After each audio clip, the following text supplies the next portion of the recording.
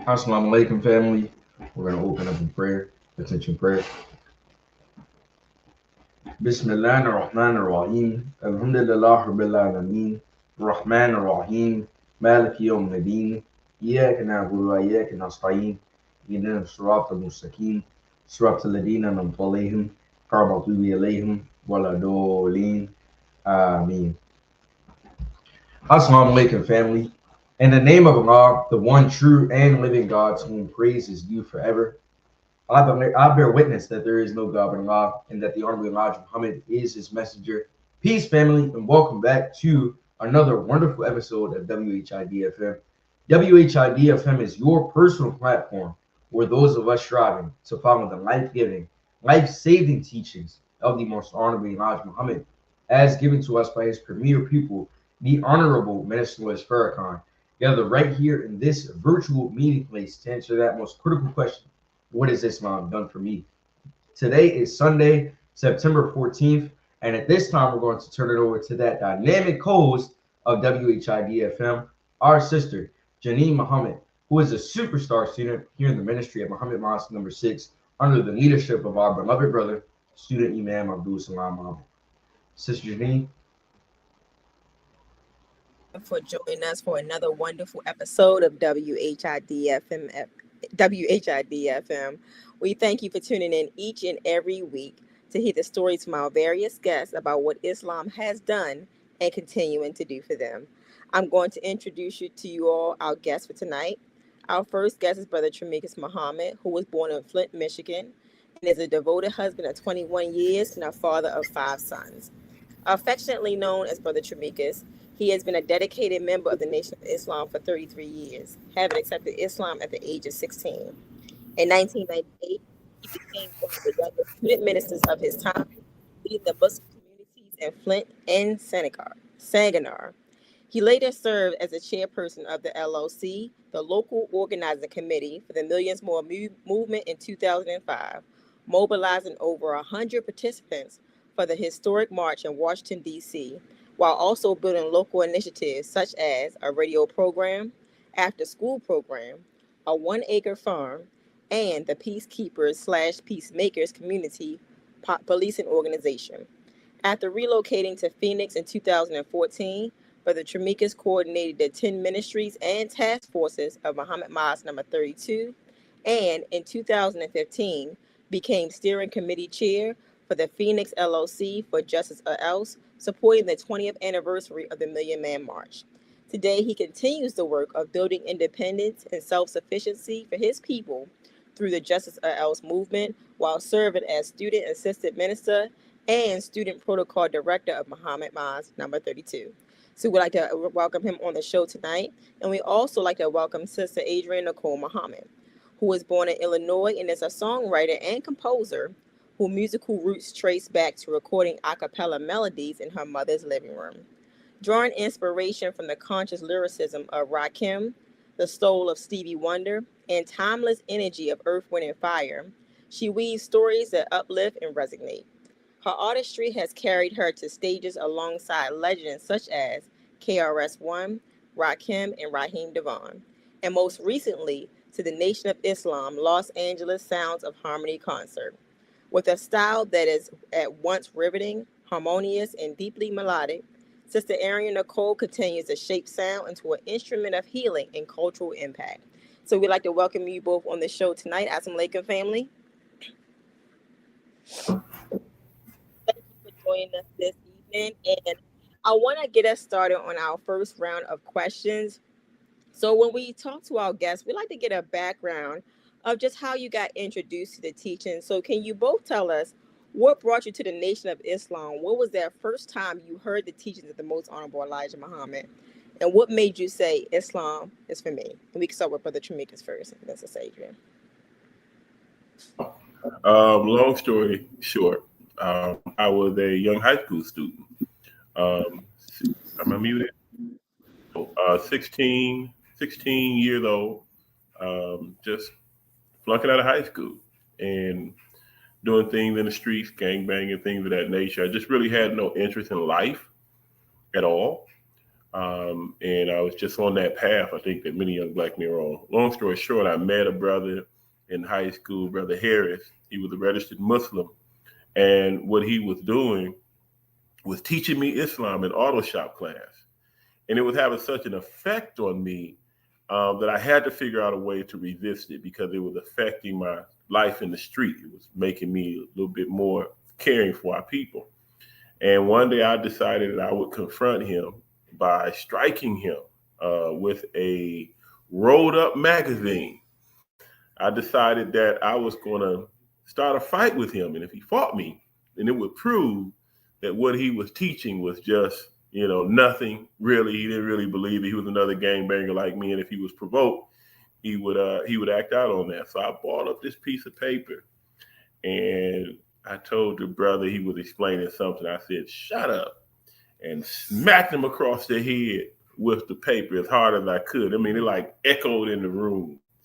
And all the children were in class. They heard it. They were like, "Ooh." And this brother was a martial artist.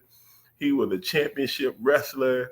He was a weightlifter. I mean, he was no joke, right? And I knew that if he, I wasn't going to win this fight, but he was pricking my conscience. And when I smacked the brother with that paper, a magazine, he looked at me and he just shook his head, and he got up and he walked out of the classroom. And I felt this big. I felt so small. And I ran out behind him. Brother, anything. What do you want me to do? I'm so sorry. And he looked at me and smiled. He said, "I want you to come to the mosque with me." And I went to the mosque. And it was a Wednesday night. And I heard the teaching. And I didn't look back. I was 16 years old in high school, and I never looked back. That was 30-something years ago. All praise due to Allah. Wonderful. Thank you for that, sir. And what about you, sis? Wow. So I was very young. I would say maybe 6 or 7 years old when I wanted to know who God was. We lived in an apartment complex. My mom, my sister, I don't know if she was born yet. So it was probably just me and my mom at this time. So we lived in an apartment complex in Peoria, Illinois. And because of what I saw in each one of the apartments, you don't have to be of age to know something is wrong, right? So I knew, there was a lot of issues and pain, right, in our apartment complex that we stayed in. And so I wanted to know who God was.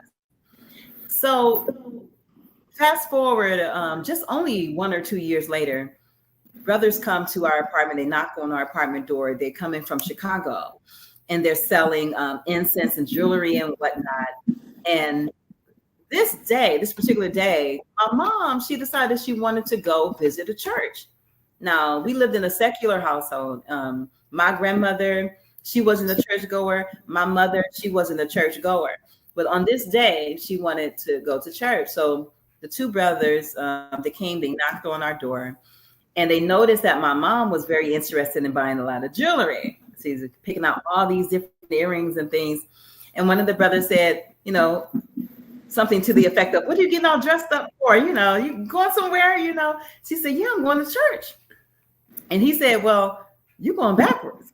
he said, "You're going backwards." I'm sure that took her back, but he began to tell her things in the Bible. He said, in the Bible, it says that, there'll be a people in a strange land for 400 years and, servitude.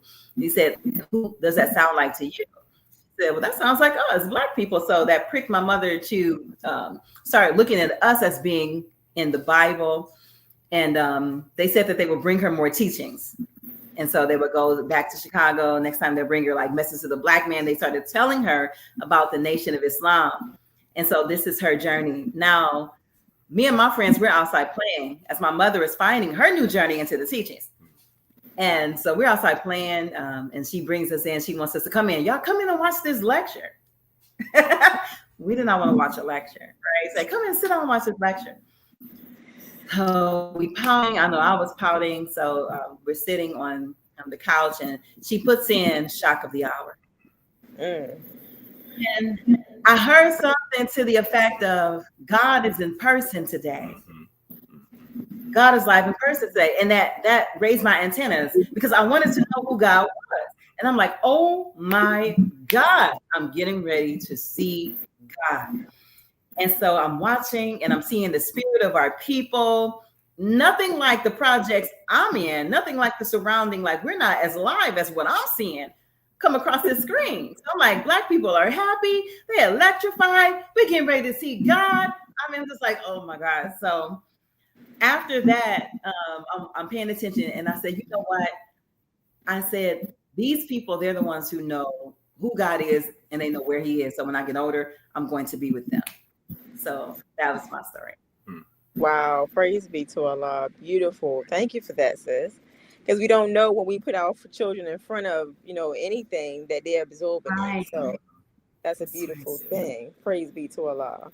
Now, Brother Tremikus, I want to ask a question directly to you. So when Honorable Minister Louis Farrakhan gave the instructions about the Millions More movement, and you were mobilizing people and got over 100 participants to be at that march in DC. How did you make that happen? What was your mindset or your desire at that time? What steps did you take in place and say, I'm going to get as many people as I can to come to DC? Well, I want to be very clear. Whether me by myself, I led the effort. I believed in what the minister was asking us to do, and I believed that it was a solution to our problem. There were others that. So we put the word out. We organized. We put efforts together. It was a while ago, so I'm trying to remember everything that we did. But we organized. We organized our skills. We organized our resources. We worked together, a combined effort. We went around the city, the community centers, the neighborhoods, and door to door, and flyers. I mean, everywhere we would go, talking about this march. We were talking about this movement that the young Minister Louis Farrakhan was putting together. Every event we could speak at, we registered. We set up at that time a bookstore. The bookstore there in Flint, Michigan was called Respect for Life? Or Final Call Bookstore. I can't remember the name. I'm sorry, Flint. But we organized a registration center at that bookstore. We manned that day and night. And now I didn't talk about this, but that effort started for me with the Million Man March. I was a part of that organizing with the Million Man March, but I was much younger and I wasn't in the lead position. But I dropped out of college. I'm not bragging on that, but I did because I thought that the Million Man March was that important, and I wanted to spend all my time and my energy. So we took that same time and energy for the Millions More movement. We manned that station and we registered our people and we rented those buses and took brothers and sisters from Flint and Saginaw. We organized with colleges and everywhere, high schools, youth organizations, everyone we could find to galvanize them to come and support the minister in this vision of a Millions More movement. So that's kind of the effort in a nutshell. That answers your question? Yes, sir. Thank you for that. Praise be to Allah. My next question is for you. So I'm interested in knowing your opinion as a songwriter and a composer. When you speak of the inspiration of a lyricism of Rakim, and I appreciate the language you use, lyricism, because that's not present today.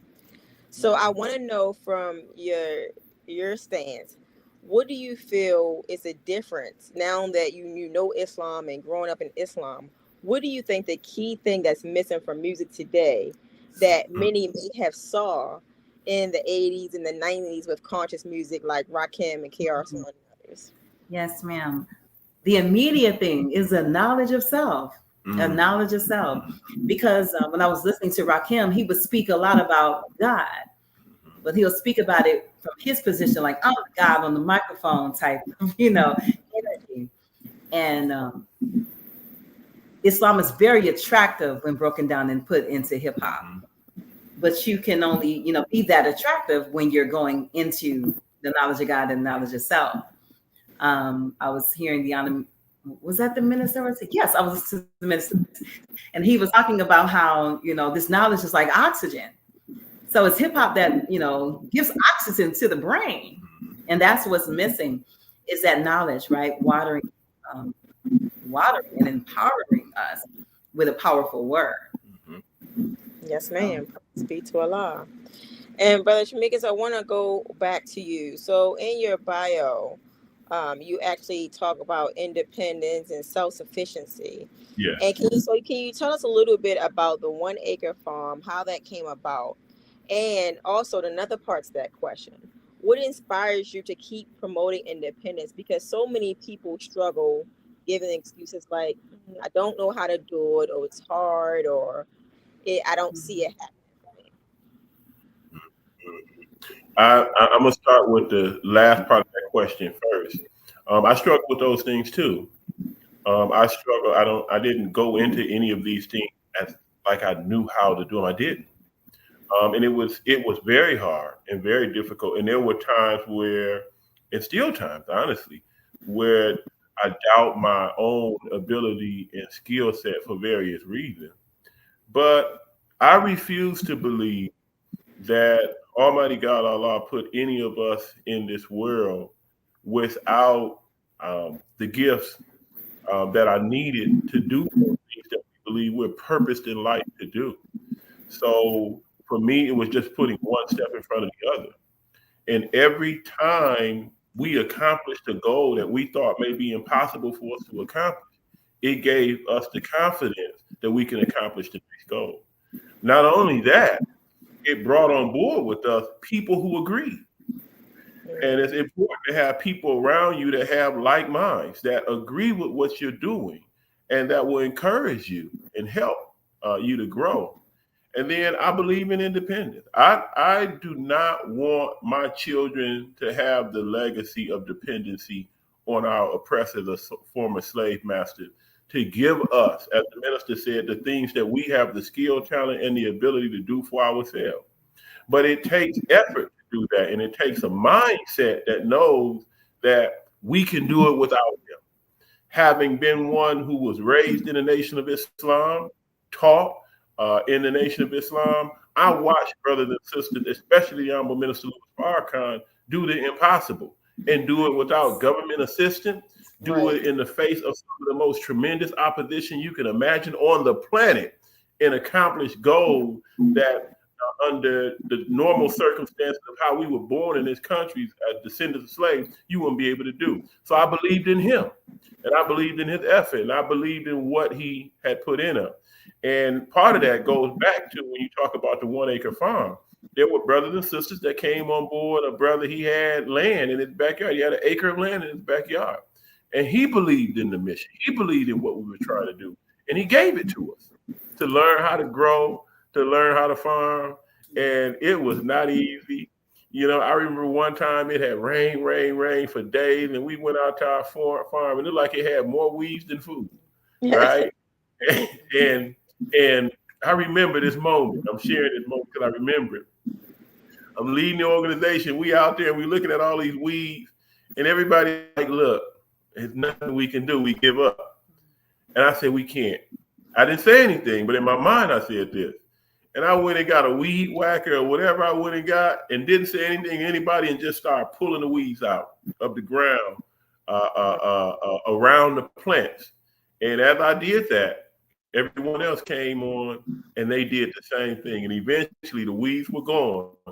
And the produce that we were trying to grow, we could see the beans and we could see everything that we was trying to grow, and the spirit was lifted. So it's about that. It's about doing it in the face of impossibility and doing it when all odds seem as though they are against you, and relying on Allah for us who came in the person of Master Farad Muhammad to help us in our every need, and know that he'll fulfill his promise. So, yeah. Yes, sir. Praise be to Allah. You actually reminded me of that lecture the minister did about overcoming difficulty. Yeah. So that is a beautiful thing. These teachers really give us everything we need to keep moving forward. So that's definitely great advice for people out there who are just struggling with any aspect, because one could feel defeated. I know in gardening myself, so I sometimes feel defeated, but you have to keep going. So thank you for that, sir. And yes, sir. And Sister Arian, I'm going to have this next question to you before I turn it over to Brother West. So in your bio, you stated that your artistry has carried you to different stages alongside different legends. You mentioned KRS-One, Rakim, and Raheem Devon. How do you navigate using Islam? How do you navigate being in that environment, but not letting the environment of the quote unquote Hollywood world suck you in and make you other than yourself? Wow. Again, is I have to give credit to having the knowledge of self and the knowledge of the enemy. So this one is definitely knowledge of the enemy. Oh, you have something of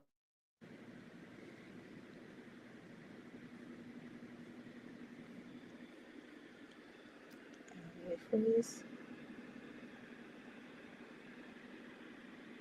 I believe, one second, fam. We're going to give it a chance to come through. I believe they froze a little bit. It's okay. It happens sometimes. Come right through.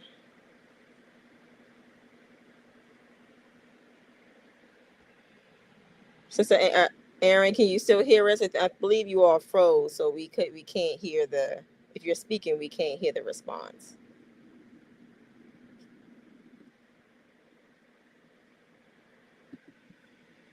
Okay, family, we're gonna give it a few minutes. I know we were so into what they're saying, and just so far, I know we have loved the answers that they've given, because me myself, while we're waiting for them to screen to update, me myself, I'm a fan of KRS-One and Rakim, and no shade or disrespect to the current culture, but it's a certain love you get from Allah and the teachings through the artistry that's beneficial to us, as a community, and beneficial to our youth. And that's why, it's important that the music we listen to, we make sure that we have our children listening to the right music. So we definitely appreciate that. But the West said they're coming back, and okay, praise be to Allah. So just technical difficulties. We get past it all the time, as we do. So we're going to have them come back in. Okay. Praise be to Allah.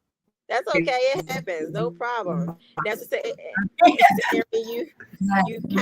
we started into the question, and I heard you in the beginning when you saying knowing the knowledge of the yourself and knowing the knowledge of the enemy. Can you finish that up in that question? That's where I think you froze that.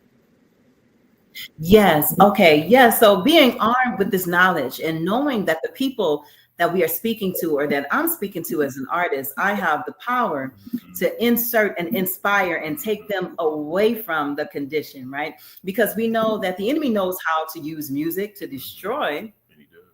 So if you have the opposite knowledge, that you know how to use music to resurrect. So going into that environment, I could not compromise, because I would compromise my purpose. I would compromise the mission. I would compromise everything, I stand for. And that's what gives me life, And so giving an inspired word and seeing the impact of the people, their response. Wow. There was a point in time where I didn't know whether or not, excuse me, sometimes you don't know if it's penetrating. And I remember in 2017, I was blessed to sit with the Honorable Minister was Farrakhan with a group of artists. And we had just performed at Muhammad University the day before. So the next day, the cast, it was Hip Hop Detox, Margaret Mahdi, Sister Akila Nihanda, myself, Pat Turner, Brother Enoch, and a few others. So we're sitting at the table. And the minister, he's talking about the power of the word. And he's talking about the sound. Mixing, right? Because when we have these shows, the mix has to be balanced so that the word can come across the microphone. So that's very, very important, because the word is the reason, why people are there. And the minister, he places such importance on that, on the word. But there's another thing. So when you don't know if it's penetrating, I have this, it's called Serafina song. It's my most popular release, and usually people go absolutely crazy like when they hear the song. I am soldier of truth, I am Masada Shakur, Ida B. Wells, heaven knows we need more. We not rhyming for the people, then what are we rhyming for? Hit them straight in their heart like a Serafina song. Very warrior-like tone, everybody's with, the bass is driving. But this particular time, people were just looking. Wow. Following me with their just looking. not necessarily all Right, that, you know? right. So I'm like, wow, what's going on? So we're sitting with the minister, and he said that sometimes people have to catch up to the truth that you're speaking. He said they're processing, they're listening, they're trying to process it. And the minister, he said, Jesus didn't stop teaching according to the response of the people. He kept on teaching. Right. And so when you know you've got something, you have to know that what you have is not what the world is offering. They have their industry, they have their labels, they have their bling, they have all of this and all of that. But what you know is you have the next world to come. So you have to stand firm on that. And that was my essence. It's belief in the unseen. Beautiful. Thank you, man. Praise be to Allah. Wonderful, wonderful, wonderful response. And at this time, I'm going to turn it over to our co-host, Brother Wes. He has some questions for you both. So at this time, I'll turn it over to you, Brother Wes. Yes, man. Thank you. In the name of Allah, the Beneficent, the Merciful, I bear witness that there is no God but Allah. And I would like to greet you all in the greeting words of peace. Assalamu alaikum, family. Wa alaikum salam, sir. Praise be to Allah. Wonderful show thus far. And I just want to start off with some of my questions. And first, just ask you both. I know you've been married for quite some time now.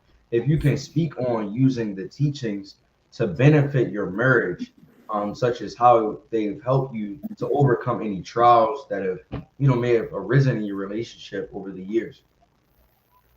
Yes, sir. Yes, sir. Again, so how have the teachings helped? Well, I mean, the teachings Top to bottom. from top to bottom. You can go into just looking at the fact that the Honorable Minister Louis Farrakhan and Mother Khadijah themselves have been together for 72 years. So we have a great, perfect example before us, number one. So visual demonstration and representation, something to aspire to, has helped. I know I can speak, for us on that. But then also being able to go to your teaching to reconcile differences, right? Looking not and leaning not on our own understanding. You have a criterion that you can go to, because the minister has taught countless lectures on marriage, countless lectures, healthy marriage, and countless lectures on even knowing our role. So once you know your role, you can operate from that. But I'm telling you, there has to be a characteristic of humility, because you see it time and time again where if what you have is not followed, you can't be helped. That's right. That's my take. Yeah. And I would say too, as I'm sitting here listening to my wife, it's the study guide, right? In our marriage, we have to overcome mixed feelings and controversy. We have to overcome difficulty. We have to struggle for balance. Right. There are times when we have to build our will. There's times when we have to rise above emotions into the mind and thinking of God. It's time when we have to lean on humility and the law of humility. I mean, it's so much. You could literally go.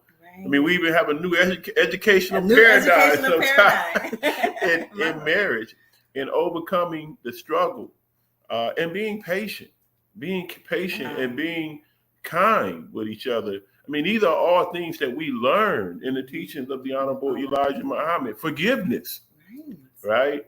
We say Allah is the most merciful. So being merciful to one another, being able, and sometimes we would go through struggle. We would wake up in the morning and read the Quran together, and expound on what we learned. I mean, using the Quran as a book of healing, we learned that it's a balm, it's a healing for those who are sick, right? So being able to go through that process and then ultimately understanding Allah at the center. Right. And that in everything that we are going through in marriage, good and bad, rich and poor, sickness and health, we are striving to be one with Allah, and through being one with Allah, become one with one another. So the teachings have helped us.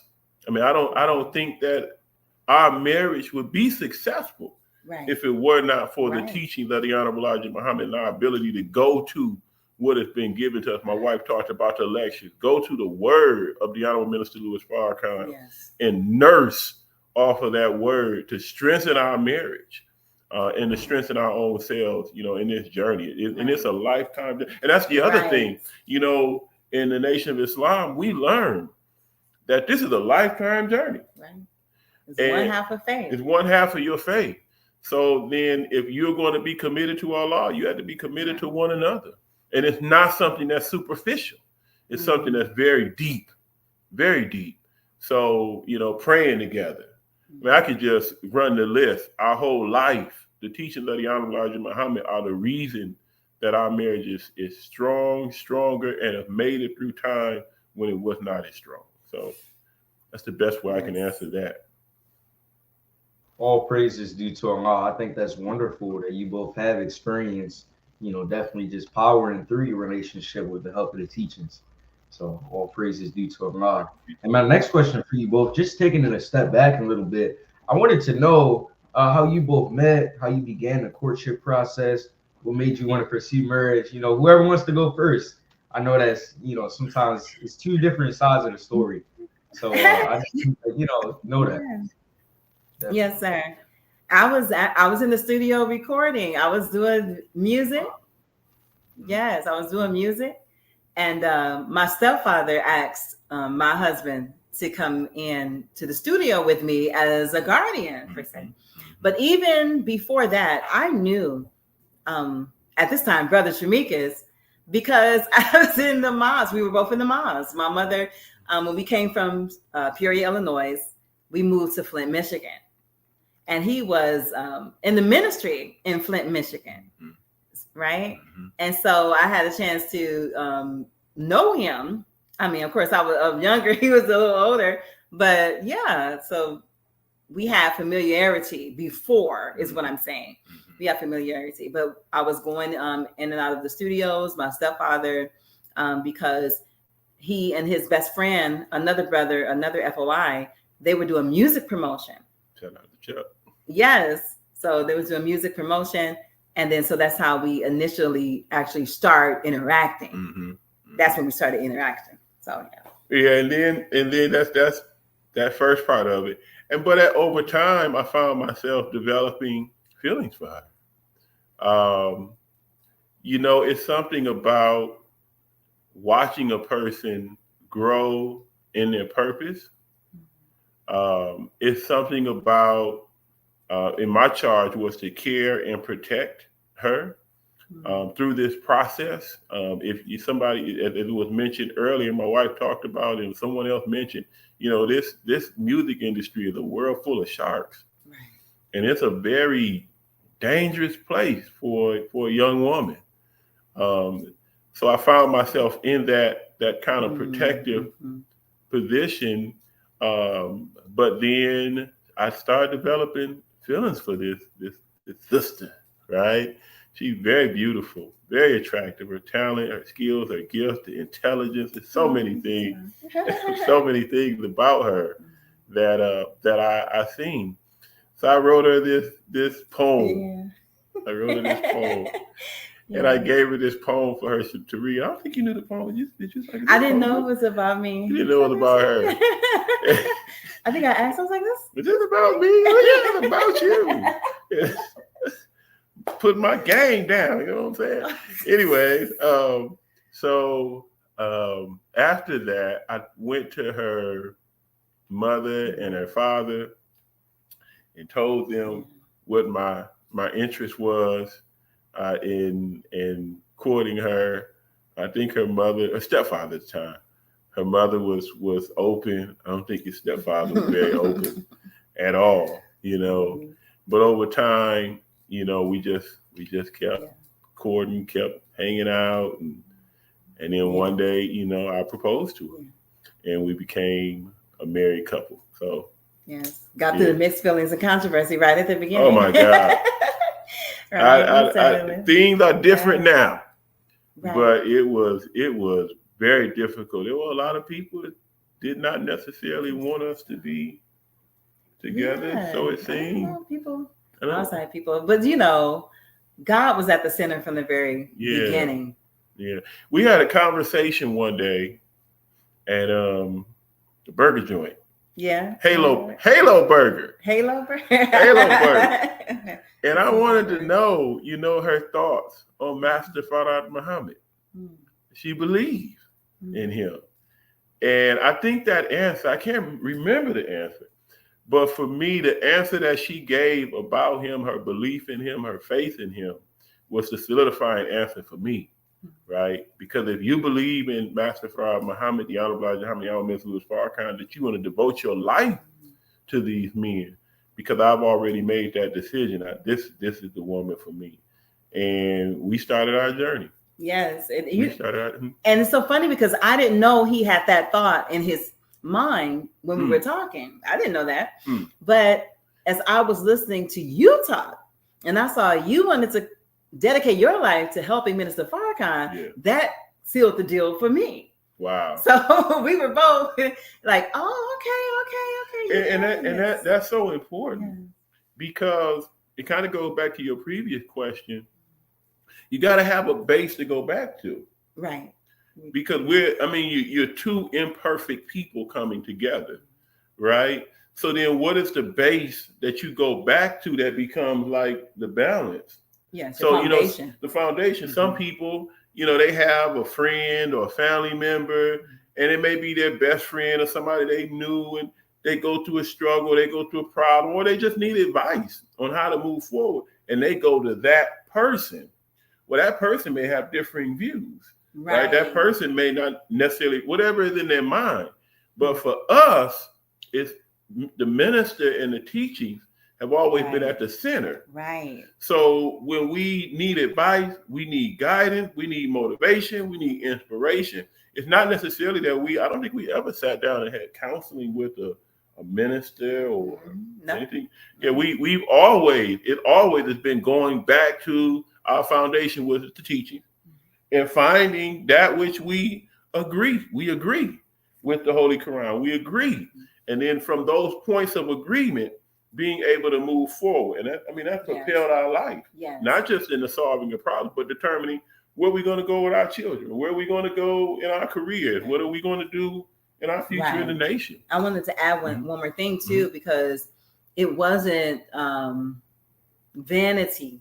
It wasn't money, lust for things or anything. Like we got together based on spiritual principles. Yeah, that's all I had. All I had was the spiritual. But for me, it's like God. God is everything, right? Yeah. So you say be and it is, and you can eventually, I got to have the spirit. Yeah. You know what I'm saying? You got to have the spirit. Yeah. Yeah. And the teaching, the teachings gave us faith. So at certain points, I disappoint my wife. It's real life. At certain points, she may disappoint me. That's right. But we're taught the black man and woman is God. Right. We're taught that we're righteous by nature. We're taught to settle on the best part. So it gave us patience.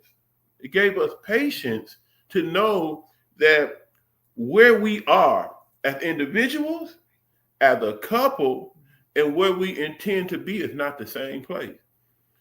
So we remain faithful to the God. And that's why marriages want to have a faith.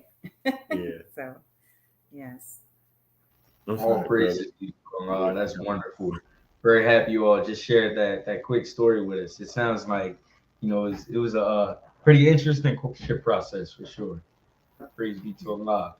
My next question that I wanted to ask you both, I would like to ask you, Sister Arian, what are some of the highs and lows of a music career? I know that earlier you spoke with Sister Janine about how you got started in creating music, but what are some of those periods that are like some of your major successes, and then other times where it may be not so much? And if you have any advice for others who may be aspiring to do the same. Wow. So there's definitely highs and lows. Mm-hmm.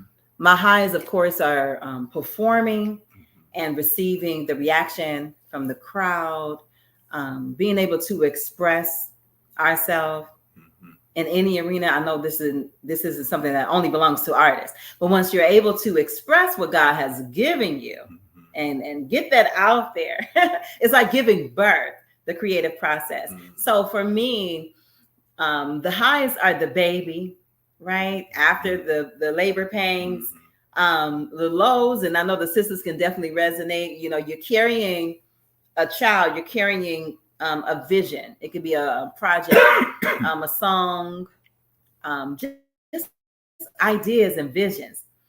And pain is the mother of creativity. So the painful parts, they're of course, they're not pleasant. But the painful parts can be balancing your current survival, right?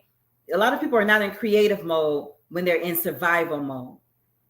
So it's very, very difficult to keep both going sometimes, especially I think Sister Minister Ava talked about this, may Allah be pleased with her. But, you know, being in that survival mode, I was speaking to a sister and music is her passion, but her 9-to-5 right now is almost stifling that. Yes. You know? And because you're not necessarily in a world, you know, finances is everything, right? They call it the starving artist. A lot of people call it the starving artist. And some people talk down on that. They say, okay, you can't just do it for the love. You can't just do it for the love.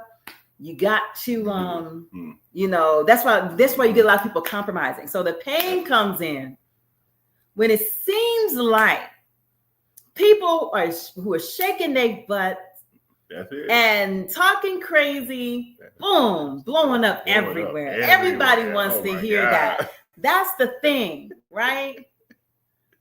But the highs are when you can take a message. Like I said, I had Seraphina's song. And that's straight from listening to the Honorable Minister Louis Farrakhan. The first lyric is, you know, the verse is, I woke up thinking about the condition of my people. We got a couple millionaires, but we still ain't equal. Humanity is crying out that governments are evil. The whole world controlled by a handful of people. When you can just take life and people are rocking with you like this, this is the reality. This is what, see, then you understand that when they tell you, you can't just do it for the love. No, you got to do it for the love, or else you're not connected to humanity. So when you're looking at people and they shaking your backside and talking foul and the gun violence and everything, that is a part of our reality, but it is not a part of our humanity. So now we gotta, you know, and that's where you call it, you know, giving birth. Because this is all about life. Now I'm in tune with life, but there's growing pains. Another thing is sometimes you may want to be somewhere where you're not skill-wise. So now you have to go and develop skill. It's not fun to try and sit and master the technical side when you're ready to get to the creative side. Because I songwrite, I produce, I sat and taught myself how to produce. And some of the jargon and the learning curves that you have to go through, those things are not fun, right? I know somebody's right now probably scrolling through social media like, where do I get started? What do I do? You know, what is a condenser mic? What is a dynamic microphone? Today, I can work a studio top to bottom. I could hook it up, all the cables and cords. I know what the mixing board is and all of these things. But those can be considered the lows. If you love it, you know, it's not necessarily a low, but it could, because you want to get to this point B, right? I want to be able, and I had to produce my own music because a lot of people were taking my vision and giving me back something else, changing it, a different child, a different baby. Song. Like this is not, because I would get downloads, and there might be an artist listening right now that you might have a melody in your mind. And what I learned to do was I said, this is from Allah God. And so as pure as it can be to the vision in your mind and the melody in your mind, see, that's revelation almost in a sense, you know, for musical artists. So you want to protect it. and you want to be able to articulate it. And so for songwriters, that might be guitar, and simple. Don't be afraid to go simple. Because like I said, you sitting down on the curb. I woke up thinking about the condition of my people. We got a couple millionaires, but we still ain't equal. And, it's all about humanity and raising our collective consciousness and our vibration. But it's not easy because you're living in a world that does not want the vibration and your consciousness to be raised. So you have to be a warrior if you're going to do it like this, especially in these increasing hostile times where they don't want to hear anymore. People are becoming volatile in this atmosphere. So now you got to be willing to stand. That's right. So I hope that I helped new artists, and I hope I talked about the highs, because you have to perform your purpose. You have to, and living in your creativity. God is a creator, and love is the creative force. So when you love and you're able to create based on love, like that's high. Right. That's a high right there. So yes, be productive. All praise is due to Allah. Thank you for sharing that advice. I'm sure that a lot of listeners will definitely appreciate it. Those personal experiences as well. Praise be to Allah. And now, you, Brother Tremikus, your bio mentioned how you were the youngest student minister of your time. Can you tell us a little bit more about that? Like, how did that come about? And what's your perspective on the effect that being such a young student minister has on your current journey throughout the nation of Islam? How do you think it affected your long-term growth and development? Yeah. And I think at that time that I knew of, there were three of us.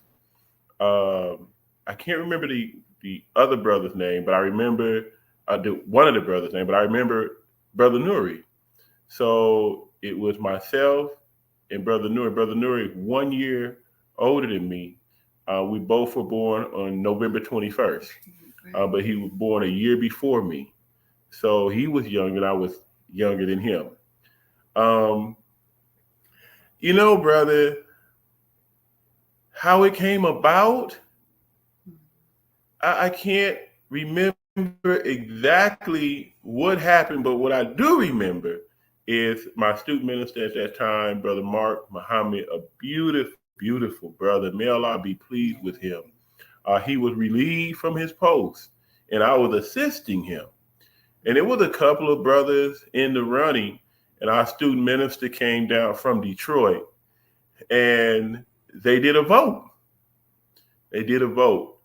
And overwhelmingly, I was voted in to be the student minister by the sisters, overwhelmingly, all of their votes. And it came out to be 19 votes in terms of the sisters that had voted me in as a student minister, young brother, fired up in the ministry and about the ministry and wanting to represent the Honorable Minister Louis Farrakhan there in Flint, Michigan. And that's where the journey started. It was very difficult. Being that young, I was 19 years old at the time. Oh, okay. I was 19. So I had people who I was to administer over who were in their 60s and 70s. And I remember one brother told me, he said, "Brother, you think I'm going to listen to you? I got a grandchild your age," right? So it was a very difficult period. But I thank Allah for it because it grew me and it made me to understand leadership and understand the great example that we had to strive to be. Thank you. Oh, thank you. Understand the great example that we had to strive to be, but also to understand that sometimes we fail. And I will say things like that often because I never want people to get the picture that, that we're perfect in this walk because we have a title or an assignment. We're all striving. That's right. We're all learning. And that has been a lifelong lesson for me.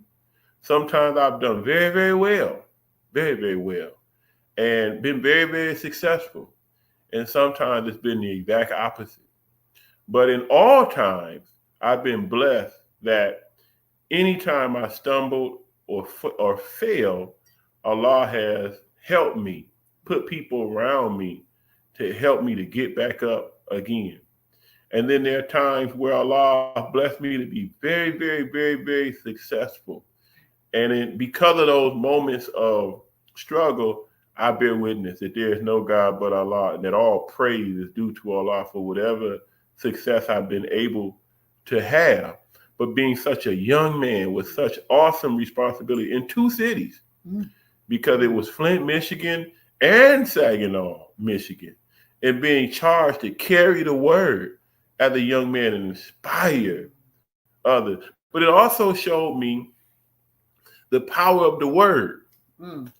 And we could never dismiss the power of the word to transform human life and to inspire others.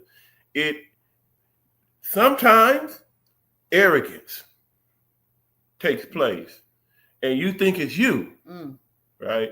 But Allah will bring you face to face with a new reality that is not you. And then sometimes it's great humility because you recognize that it's not you.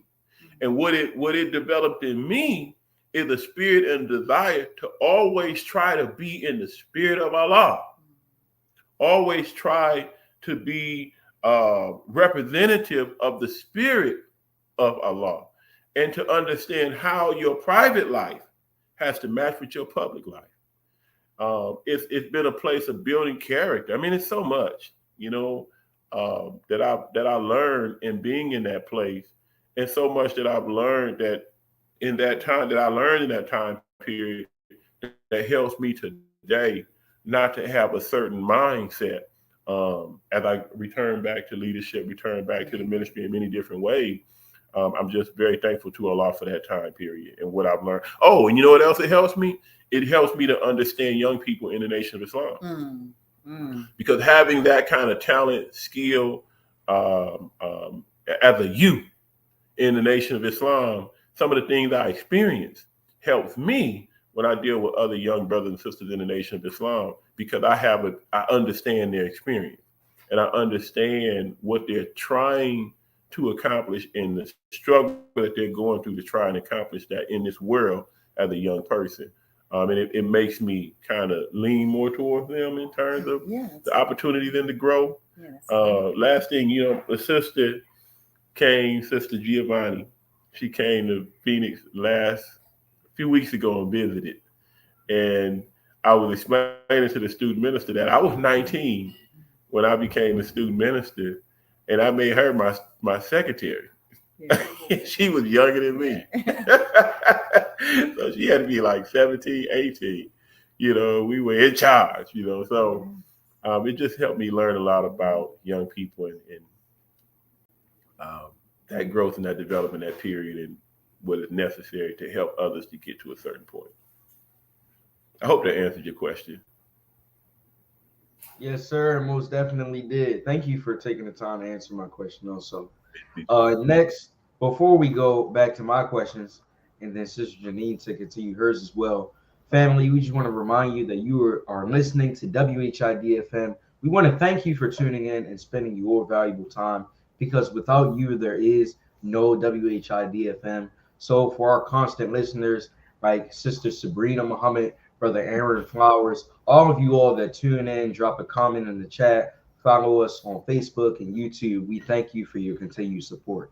If you have any suggestions, we please email us at WHID1919@gmail.com. And also for those who aren't subscribed on YouTube and don't follow us on Facebook, we want to recommend you to do so. Next week, our guests will be, inshallah, Brother Calvin and Sister Sabrina Muhammad out of Muhammad Mosque number 30 in Kansas City, Missouri. So make sure you tune in for that wonderful episode right back here on WHID-FM. Praise be to Allah. And my next question before we turn it back over to Sister Janine, if you all could just summarize this a little bit, you might have to put it in a nutshell. I wanted to ask you both, what has Islam done for you?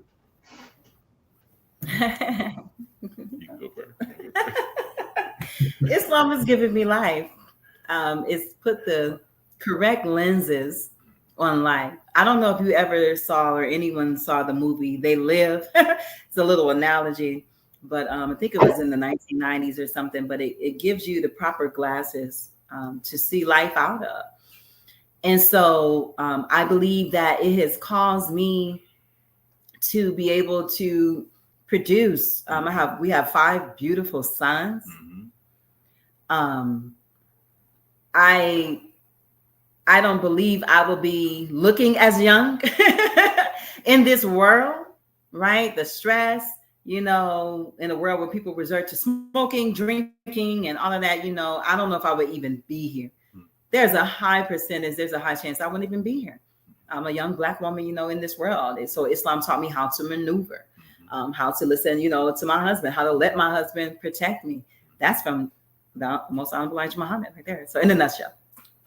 Well, in a nutshell, I mean, Islam has taught me how to live, navigate through this world, heal myself and those around me when we're broken or we're sick. Islam has showed me the redemptive power of the word and wisdom of God. Islam has been my everything.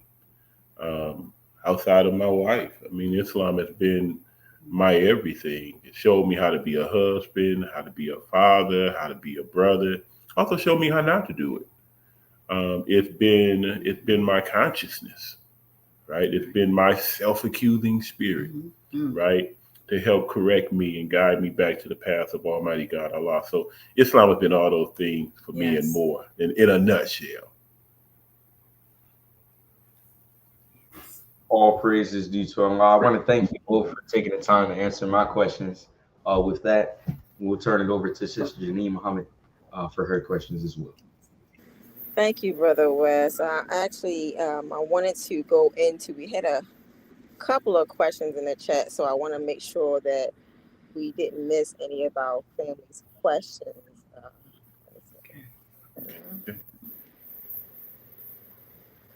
Okay, wow. Okay, all right. I think that one. Okay, so the question that Brother Tony Muhammad asked, it says, what would you serve at the ministry in Muhammad Mosque number 32? I can't hear you. Can you hear me now? Breaking up. Yeah. Okay. And so Brother Tony Muhammad asks, he said, both of you serve in the ministry in Muhammad Mosque number 32 in Phoenix. What have been some of your biggest wins personally, especially as a married couple and mosque-wise, while serving in this capacity? I'm going back to today. Oftentimes we're open for our student minister together. So I was opening today. I had to bring my wife up. She opened. I love to see my wife and her growth in the expression of the word. I've always admired her artistic talent and ability and been able to witness that firsthand. But when she expresses the teaching and she gives insight into the teaching, I feel blessed. I was literally thinking as you was opening up today, I was thinking in my mind, I said, man, I'm blessed that when I go home, that I hear this. This is the woman in my life who Allah has given charge to help me as a man develop. And that's a blessing. So it's one thing to study the word. And I don't put any lightness on that, nor if what I'm about to say means anything for anybody who's not in the student ministry. But there is a different component of understanding of the word that you have to be able to express it clearly to an audience. That's a different level. You said it. That's a different level of gestation. Gestation. Okay. Is that what you said? Mastification. Oh, this today, yeah. You use a big word. Right? Different level of chewing the word, breaking the word down so that people can digest it. And for me, that's a big win to watch her in that, because I'm watching Allah grow my wife. Right. the Yes. sunlight of God, and he's nurturing and he's growing her. So that's a big win for me. Yeah. So the big win for me is, of course, similar to see my husband grow in the word and to give the word, but together it's very unique and it's very special. It feels like, a Team Muhammad. You know what I mean? There you so go. It feels like Team Muhammad. So it's the feminine expression of God Yeah. and the masculine expression of God. Yeah. And, so people, if we go out to serve our people in this outreach, so we're both doing it as a team. Yeah. And it's a big difference. Yeah. When you see somebody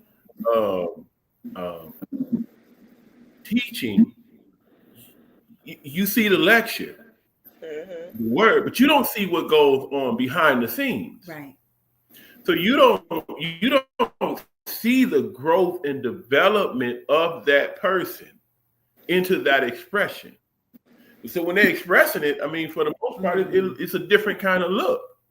But when you see what a person goes through in their spirit, in their soul, the things they have to overcome, and, a sickness or health, or sometimes you're struggling mentally, right? And you still got to teach the word. You have to teach them. We got to rise above. No matter what's going on in your life. And the minister said that. He said we have to rise above the vicissitudes of life because we have to rise above it. He said you don't know who in the audience needs to go on another day. There you go. So he said, you got a black eye, you better put some makeup on it, and you better get up there and do what you have to do. So we're living. And my wife ain't never had a black eye. No. Let's be real clear. That's the minister's example. He don't care.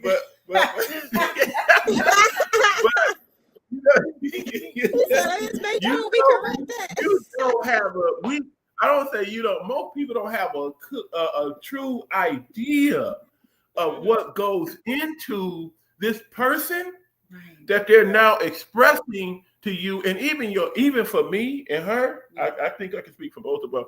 Our bearing of witness is different, right? Because our bearing of witness is not like we're watching a person express something in theory.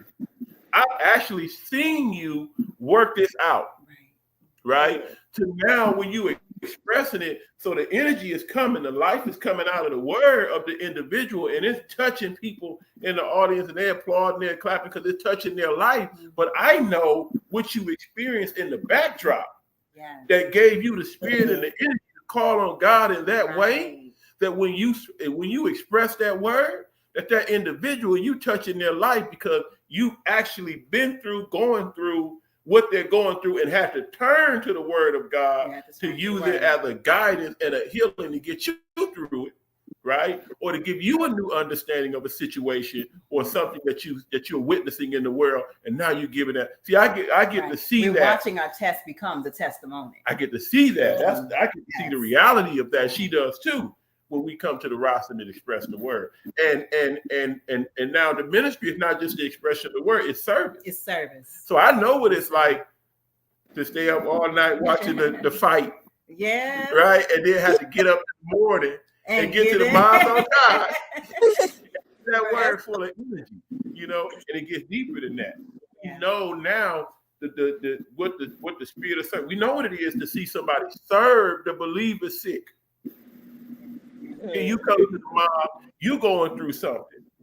But then it's a brother or a sister, they going through something, and you push what you going through to the back, to the side, so that you can give them all the spirit and the life that they need to serve like that, right? So to take the ministry from the word and the service and the backdrop, everything that's behind that expression.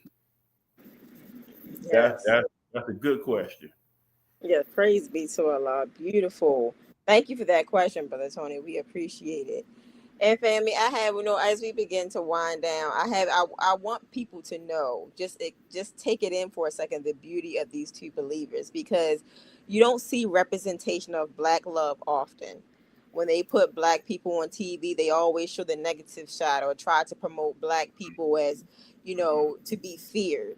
But I want us to be able to see how real Black love is. not only how real Black love is, and when you have God in the atmosphere, what God can produce. So I want us to see that, because I'm just enjoying how you don't know your wife. I love it, and we need to see more of it. And I love Right this here. beauty and this light that you all, bring among us, and I know the audience is loving it as well.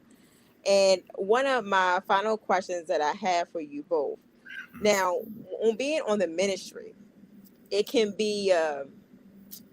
I don't want to say it can be a challenging task to try to figure out what to teach on, how to teach it, how do you go about it. So what is that process that you both use to kind of tackle, okay, what am I going to teach on? Is it relevant? How I'm going to do this? Like, what process do you get into to decide what you're going to teach on? You want me to go? You can say. Yeah. So we do have general subjects laid out by our student minister, Abdul Halim Muhammad. And so I'm actually tasked, my job is how to eat to live on Sunday, because we strive to follow national. And so how I go about tackling that is being a very spiritual and sensitive person. I look at us and I say, well, how can I advance us, all together, using what my own experience, like we just talked about, what I've learned that I gained understanding from, to couple it so that to give understanding. And so like this morning, I was talking more so about the spirit, right? Our spiritual life that we are fighting for as some, because our lecture title today was, and there was a war in heaven. So our full lecture title, there's a war in heaven. And I'm looking at, well, what are we going to war with right now? And it's spirit. Mm-hmm. When faith is under attack, and you measure it, like I said today, we have to check our pulse. Yes. But the subject really is Allah. That's a part too. Allah knows how to put them all the elements together. So I give all the elements, and I said, "Where's the connection here?" Because all the teachers, they connect. So I was talking about eating natural food, and how the enemy messes over the natural food. So when we have the natural word of the Most Honorable Elijah Muhammad, without the addition, without, right, the low-level conversation, we come alive when we feed on the natural word, when we feed on the teachings. We come alive when we eat food that's not processed, right? The fruits and vegetables of the earth. And you can go right in How to Eat to Live with his instruction, the Most Honorable Elijah Muhammad. And now you're being able to be fed directly from the Most Honorable Elijah Muhammad, coupled with the spiritual teachings that we have all at one. So you go home remembering. So yeah. Yeah, and then and I have to, as my wife did, thank our student minister Abdul Halim Muhammad. As a student assistant minister, there are times where I have to teach the keynote lecture on his behalf, and only in Phoenix, you can only do that by the permission of our Minister Louis Farrakhan. So he went to the Honorable Minister Louis Farrakhan and asked for permission for me to speak. And for me, I take that responsibility as a very heavy responsibility. So I find myself, as my wife talked about, often studying the believers and studying the nation, studying our people, and trying to see what message needs to be given that would help us with a particular condition that we're dealing with. What's going on? What's happening with us in the believing community? What's happening with us in the Black community? What's happening to us? And try to give a inspired word that will help us to have tools that we can use. And when you could take this right here, you take nothing else, you can take this right here, and you can use it when you leave out of the mosque. You can use it after you hear it, and you can apply it to your life right now if it's just one thing, right? So I try to move by inspiration and look for those things that would heal our people through the word. So a lot for me is inspiration. Sometimes we did our last lecture, by the grace of Allah, we titled it Yaqub and the Making of the Devil. Yeah. And I'm listening to the kid. I don't know if you've been online and you looking up Yaqub, and everybody talking about Yaqub, but the Nation of Islam. Everybody got something to say about Yaqub. Right. And sometimes when we're teaching, people don't know who we're talking about. So I wanted to do this lecture on Yaqub, but I knew I had to do the lecture maybe a month or so ago. So I'm ready to do this lecture, but then maybe the week before, during the lecture, I tell my wife, 3 days before, I think I said, well, I don't want to do this lecture. I'm not really feeling it. I'm not really inspired by it. My word is bond to Allah, sister. I went to sleep and I dreamed I was teaching a lecture on Yaqub. Wow. And I mean, I'm teaching hard. Believe it, the mouth is on fire. I woke up, I told my wife, I said, no, we teaching a lecture on Yaqub. You know, so I look for hints, I look for signs, I look for inspiration, those things that would drive me in a certain direction. Now, like my wife too, we get prepared subject, but I hardly ever teach. He gives my student minister allows me to not have to be confined to the subject that's chosen. If there's something, I could be watching.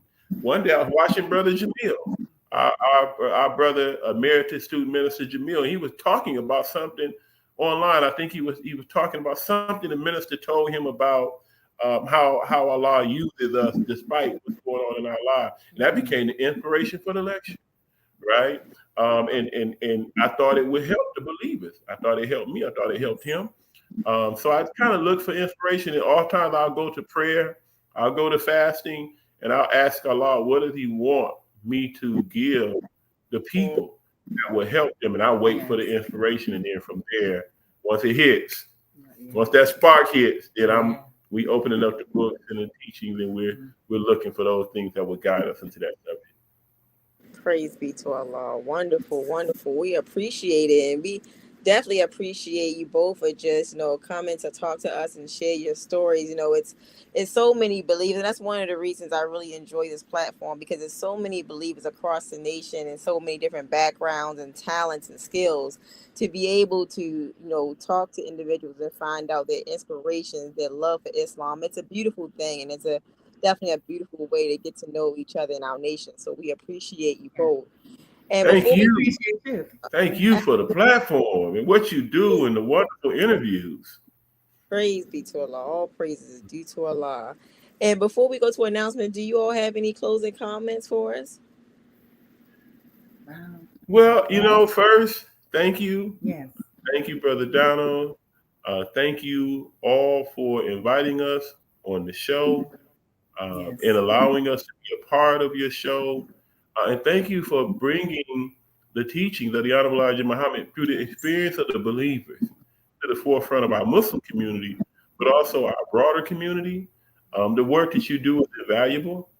The word, having the ability to share the word and share our life experiences in hopes that they're able to help others by showing them what Islam has done for us. It goes to the teaching where it says, Islam comes after everything else has failed. Right. So we are the testimony. We are the bearing of witness that there is no God but Allah and that Muhammad is the messenger, based on what the Honorable Elijah Muhammad and the Honorable Minister has given us, that we've tried to apply to our lives. And even where we fail to apply it to our lives, where we are able to share that experience, and now people can see it. And we become that living testimony. So thank you. Yes. That's what I had to share. Yes. Yeah, I want to thank you all too. I was thinking about how Allah says in the Holy Quran, when we look up our prayer, it didn't say when we pray, guide me on the right path. It says, guide us on the right path. And so with us sharing with each other and having that, spirit, we're knowing that we're not alone. Yes. So we are speaking and feeding into each other. So that's one of my thoughts as before we got on this platform. I said, it's a great tool, right, to inspire each other, because we're not alone. We're being guided on the right path. That's right. And that's what it's about, being connected. So thank you, Sister Janine. Thank you, Brother West. Thank you, Brother Donald. All praise is due to Allah for you. And thank you both. Definitely thank you all again. And family, we just have a few closing announcements for you all. If you enjoyed what you heard today, and I'm sure you have, You're welcome to study and join the Nation of Islam by going to www.noi.org/go study. We have weekly webcasts every Sunday at 10 a.m. Central Standard Time, 11 a.m. Eastern Standard Time. And you can also get to know the nation. You can donate as well. Final Call Radio, download it on all your devices. Take it with you on the go, whether you're going to work, going to school, running errands. Instead of having just a normal radio station with all the background subconscious music that's negative, giving our children negative, and the adults giving us negative vibes into our ears, have the Final Call Radio playing 24/7. And speaking of Final Call, the Final Call newspaper this week, you'll see the cover coming up on the screen. Israel widens the war with massive explosion of Gazans from the homeland. If you want to know what's really going on, support Black media. This is the truth you're going to get. This is the reason why we call the Final Call newspaper the #1 minister in our nation. If you want to know what's really going on and you don't want all the fluff, get the Final Call newspaper. And also, the Final Call newspaper, you can get it from one of our brothers on the street. And also, I don't want to forget, you can get a subscription to the Final Call newspapers as well from our brothers and sisters that are behind bars, because as we know, they can lock them up physically, but they cannot lock up their mind. And last but not least, if you want a book that greatly empowers your child and showcases their self-worth, look no further than I Never Knew I'm All That, Book 1. This book is written by our host, Brother Donald Muhammad. This book affirms our children's needs, and it gives us a good book that we can read to our children instead of all those fairy tale stories. And also, if you're in the Richmond area, you're welcome to join and hear the teachings of our local representative there, Student Minister Tracy Muhammad at 801 Prince Hall Drive in Richmond, Virginia. And then here in Baltimore, you're welcome to hear us as well as 2801 North Duplin Street. That is Connections. It's the old Lamel. For those who are not familiar with Connections, it's the old Lamel, and you can listen to our local representative, Brother Imam Abdul Salam Muhammad. And with that, family, we're going to begin to wind down, and I believe we're going to have our How to Eat to Live segment today. I believe if we are, then Not this week. I'm sorry, Brother West, can you confirm? No, ma'am. I don't believe we have it this week. Okay. All right. So with that, family, we're going to turn it over to Brother West, and he's going to close us out in prayer. Brother West. Yes, ma'am. Attention prayer. Bismillah ar-Rahman ar-Rahim. Alhamdulillah Rabbil Alameen. Rahman ar-Rahim. Maliki yawmiddin. Iyyaka na'budu wa iyyaka nasta'in. Ihdina as-sirata al-mustaqim. Sirata alladhina an'amta alayhim. Ghayril maghdubi alayhim waladdallin. Ameen. Assalamu alaikum, family. Wa alaikum salam. My album. It's an album that speaks from the pain of the heart of a little boy wanting to see his people free. Yeah, this is Big Snoop Dogg coming at you live and direct. This is a project that attracted some of the most brilliant, award-winning musicians and artists